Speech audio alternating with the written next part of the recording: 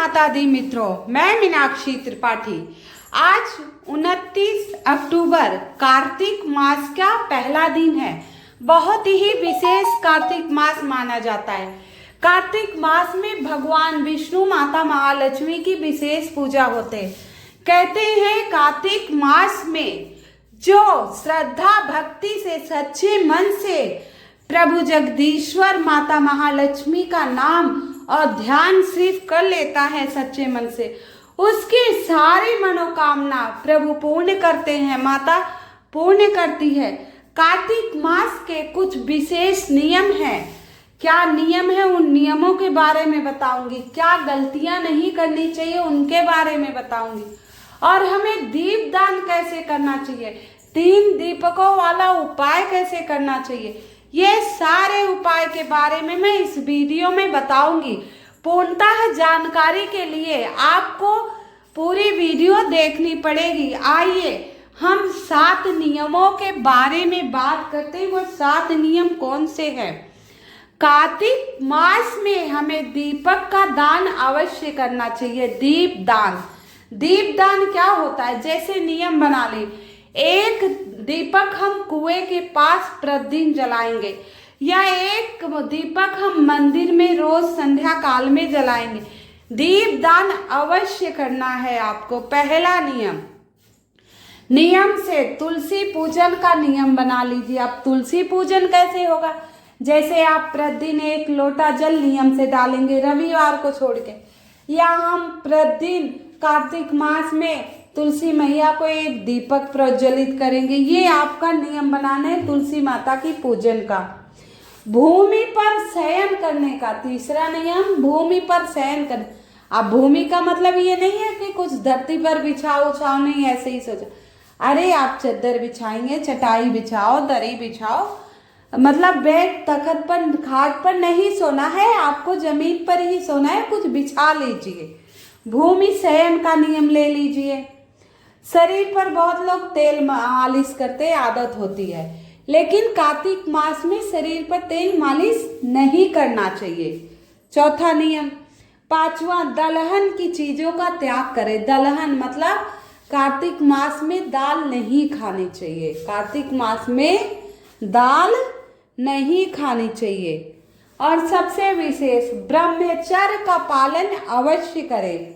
ब्रह्मचर्य का पालन अवश्य करें। संयम बनाए रखें। संयम क्या होता है? मतलब हम क्रोध नहीं करेंगे। एक नियम बना ले, हम जो शब्द बोलेंगे अच्छा बोलेंगे, हम किसी दूसरे की बुराई नहीं करेंगे, अपने मन को कंट्रोल करेंगे, अपनी इंद्रियों को कंट्रोल करेंगे, अपने ईर्ष्या पर कंट्रोल करेंगे। मतलब कुछ तो संयम बना लीजिए। कार्तिक मास में इन 7 में से अगर एक भी नियम आप कर लिए तो माता लक्ष्मी आप पर अत्यंत प्रसन्न होंगी। इन 7 में से एक नियम तो अवश्य ही अपना लेना। आइए अब हम दीपक के बारे में बात करते हैं। हमें गोल बत्ती का दीपक कहाँ जलाना चाहिए? हमें गोल बत्ती का दीपक कहाँ जलाना चाहिए, इसके बारे में। गोल बत्ती का दीपक हमें देवता के मंदिर में जलाना चाहिए, जैसे शिवालय, हनुमान जी, शनिदेव, भगवान विष्णु, श्री राम, कृष्ण। यहाँ गोल बत्ती का दीपक प्रज्वलित करना चाहिए। यहाँ क्या करना चाहिए? गोल बत्ती का दीपक आपको प्रज्वलित करना चाहिए।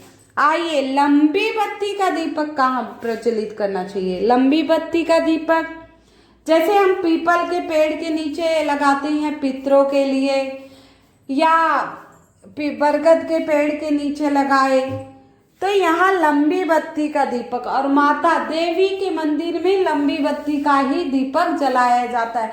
जैसे माँ दुर्गा का मंदिर हो, माता महालक्ष्मी का मंदिर हो, माँ मनसा देवी का मंदिर हो, माँ संतोषी माँ का मंदिर हो, तो यहाँ लंबी बत्ती का दीपक जलाया जाता है। ये तो हम 2 प्रकार के दीपकों के बारे में बात कर लिए। अब सहस्त्र वाली दीपक के बारे में बताने से पहले मैं आप लोगों को एक विशेष बात बताती हूँ। हम मंदिर जाते हैं, जोतबत्ती लेके जाते, जो वहाँ दीपक पड़ा रहता जला देते। कई बार मैं भी ऐसा कर देती हूँ, लेकिन करना नहीं चाहिए, क्योंकि किस दीपक में तिल के तेल का दीपक जलाए कि घी का हमें पता नहीं होता। हम जो ले जाते हैं जला देते, तो हमें इस बात का ज्ञान नहीं रहता कि दिया में कौन सी दीपक जलाता है, घी का या तेल का, तो इससे हमें शुभ फल नहीं मिलता। तो आप घर से आटे का दीपक बना ले जाइए या मिट्टी का बना ले जाइए, या अपनी दिया ला के रख लीजिए, एक दिन प्रति दिया ले जाया करिए जलाने के लिए, ठीक है। अब आपको सहस्त्रवली दीपक के बारे में बताएं, इससे पहले आप सभी से निवेदन है, जो मेरी वीडियो पे पहली बार आया हो, कृपया सब्सक्राइब एवं लाइक कर दीजिएगा। कमेंट में जय माँ लक्ष्मी अवश्य लिख दीजिएगा, कमेंट में जय माँ लक्ष्मी अवश्य लिख दीजिएगा।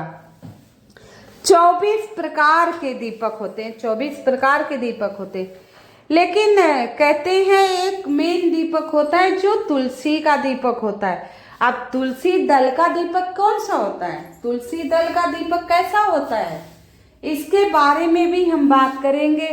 तुलसी दल का दीपक, सहस्त्रवाली दीपक क्या होते हैं, सहस्त्रवाली दीपक क्या होते हैं। सहस्त्रवाली दीपक का उपाय हमें दशमी पे, शिवरात्रि पे, प्रदोष पे, पूर्णिमा पे या अमावस्या पे, कार्तिक की अमावस्या तो सबसे बड़ी अमावस्या होती। सहस्त्रवाली दीपक होते हैं 108 बातियों वाला दीपक, 108 बातियों वाला दीपक को सहस्त्रवाली दीपक कहते हैं। 108 बत्ती बनाइए और इसको जलाना है, इसे कहते हैं। इस सहस्त्रवाली दीपक प्रज्वलित शिवरात्रि के दिन अगर आप जला रहे हैं, 108 बना लीजिए, 108 बाती बना लीजिए और उसे आप जैसे शिव मंदिर में या शिवरात्रि के दिन या चतुर्दशी के दिन किसी भी मंदिर में जला देते हैं, तो आपको सीधा वैकुंठ धाम मिलेगा।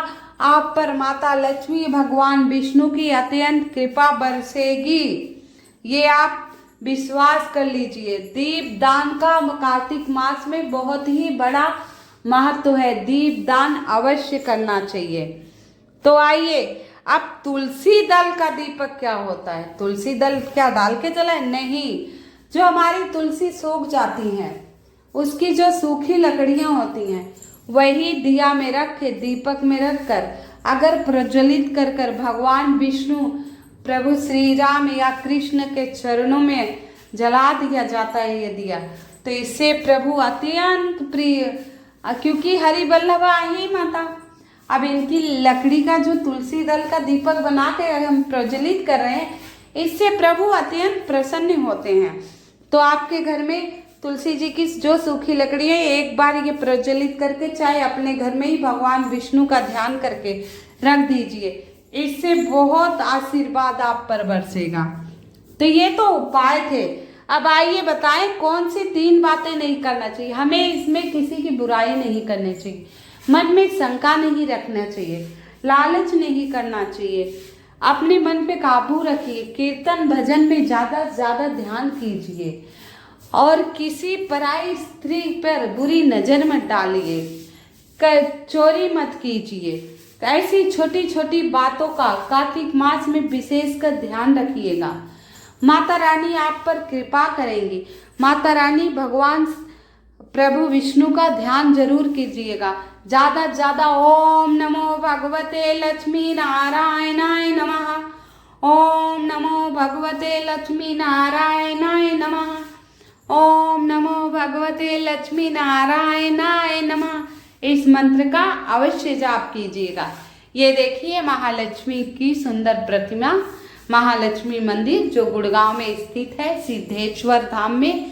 अद्भुत मंदिर है, बहुत ही प्यारा मंदिर है। माता महालक्ष्मी का दर्शन कीजिए और कमेंट में जय माँ लक्ष्मी अवश्य लिख दीजिएगा। कार्तिक मास में दीपदान अवश्य कर दीजिएगा।